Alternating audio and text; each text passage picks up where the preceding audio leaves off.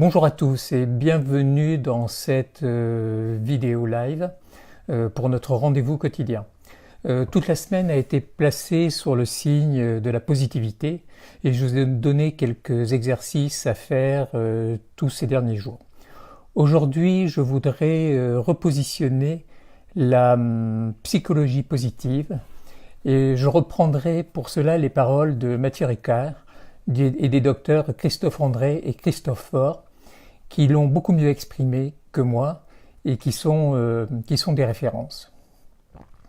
J'aurai alors quelques notes pour pouvoir exprimer correctement les paroles de ces différentes personnes. La psychologie positive, c'est quoi? C'est ne pas voir le monde avec des lunettes roses. Mais pour reprendre les mots justes de Christophe André, la psychologie positive ne sert pas à nier le fait qu'il y a des problèmes, ni à éviter les souffrances, mais à être plus fort et plus motivé pour les surmonter. La psychologie positive, c'est une discipline qui s'intéresse à l'épanouissement des personnes en cherchant des règles générales qui s'appliqueraient au plus grand nombre. Est-ce une science du bonheur? Parce que sans démarche scientifique, on court le risque de suivre des conseils très nombreux et parfois contradictoires. Contrairement à ce qui a souvent été décrit, la psychologie positive ne consiste pas à positiver en essayant de voir la pauvreté, la maladie, la violence ou d'autres souffrances sous un jour plaisant. Il s'agit encore moins de la pensée positive promue par des ouvrages populaires dénués de tout fondement scientifique. La psychologie positive, pour sa part, est un domaine de recherche scientifique qui s'est donné pour but d'étudier et de renforcer les émotions positives, celles qui nous permettent de devenir de meilleurs êtres humains, tout en éprouvant une plus grande joie de vivre. Selon l'une des pionnières de la psychologie positive, Barbara Fredrickson, les émotions positives ouvrent l'esprit et élargissent la palette des pensées à des actions. Elles engendrent des comportements flexibles, accueillants, créateurs et réceptifs. Le développement de ce type d'émotions présente un avantage évolutif dans la mesure où il nous aide à élargir notre univers intellectuel et affectif et nous ouvrir à de nouvelles idées et expériences. Les émotions positives telles que la joie, le contentement, la gratitude, l'émerveillement, l'enthousiasme, l'inspiration et l'amour sont bien plus qu'une absence d'émotions négatives. Cette dimension supplémentaire ne se réduit pas à une simple neutralité de l'esprit. Elle est source de profonde satisfaction. À l'inverse de la dépression, qui provoque généralement une plongée en vrille, les émotions positives engendrent une spirale ascendante. Elles construisent la force d'âme et influencent la façon de gérer l'adversité. La psychologie positive a été formalisée par deux universitaires américains, le docteur Martin Seligman et le docteur Christopher Peterson. Ils sont partis du constat simple.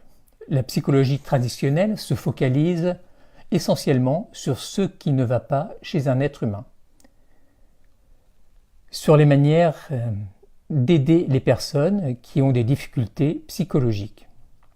Ils ont pris le contre-pied de cette tendance, en cherchant à savoir ce qui va bien chez la personne et pourquoi, plutôt que de chercher à savoir ce qui ne va pas. Il s'agit en quelque sorte d'une science du bonheur.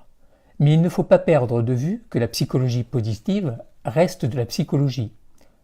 Elle utilise les mêmes méthodes et la même rigueur scientifique que les études menées dans la psychologie traditionnelle. La psychologie positive se pose donc comme une étude scientifique des aspects positifs de la vie, en se focalisant sur ce qui va bien et sur les potentiels positifs d'un individu afin de promouvoir un sentiment de bien-être et d'accomplissement. Le docteur Martin Seligman s'est par exemple interrogé sur ce qui rend heureux dans la vie Il a notamment identifié 3 axes universels qui définissent une vie vécue comme heureuse. La première, c'est une vie plaisante, plus d'émotions positives, une condition de vie agréable, des loisirs, des liens sociaux, mais cette condition ne suffit pas à générer un sentiment de bonheur durable. Il faut la deuxième, une vie engagée, une implication dans quelque chose, son couple, ses enfants, son travail, une cause à laquelle on croit. Et puis il faut la troisième, une vie qui a du sens, où on a le sentiment que ce que l'on fait a de la valeur, à nos yeux, que cela sert nos principes et nos valeurs. La psychologie positive invite à explorer comment mettre ces 3 axes en œuvre dans sa vie. Le Dr Martin Seligman et le Dr Christopher Peterson ont élaboré une classification qui se veut universelle de ce qui est positif dans l'être humain. Cette classification découle de l'étude de tous les grands mouvements spirituels et philosophiques de l'humanité et essaye d'identifier les dénominateurs communs de ce qu'il y a de grand, de fort et de beau dans l'être humain. Ils ont identifié 24 forces, valeurs universelles qui sont source d'épanouissement et qui sont réparties en 6 catégories. La première catégorie, c'est la sagesse et savoir. Être créatif, avoir un esprit curieux, avoir le goût d'apprendre, faire preuve de jugement, avoir une certaine clairvoyance. La deuxième catégorie, c'est le courage. Faire preuve de bravoure, faire preuve de persévérance, faire preuve d'intégrité et d'authenticité, et puis faire preuve d'enthousiasme. La troisième catégorie, humanité et amour, privilégier l'amour, savoir faire preuve de gentillesse, avoir une intelligence sociale, émotionnelle. La quatrième catégorie, c'est la justice.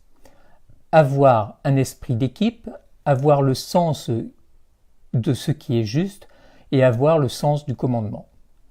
La cinquième catégorie, la modération, savoir pardonner, savoir faire preuve d'humilité et de modestie. La sixième catégorie, c'est la transcendance, avoir la capacité d'apprécier la beauté, savoir faire preuve de gratitude, savoir faire preuve d'optimisme, savoir être joyeux et avoir le goût de tout ce qui touche à la spiritualité. L'idée est d'identifier parmi ces 24 forces et vertus universelles les 5 forces ou vertus qui nous définissent le plus.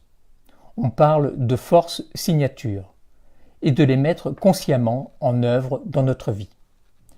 Il est démontré que ce mouvement volontaire de mise en œuvre de ce qui est positif en nous augmente de façon très significative le sentiment de bonheur et d'accomplissement.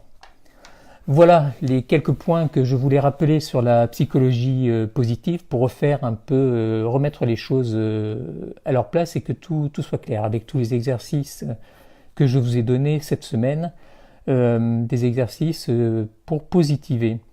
Bonjour Émilie, bonjour Marie, vous êtes les fidèles, je vous fais un petit coucou, à très bientôt, merci de votre présence, merci de vos messages et je vous dis à demain pour la méditation. Au revoir.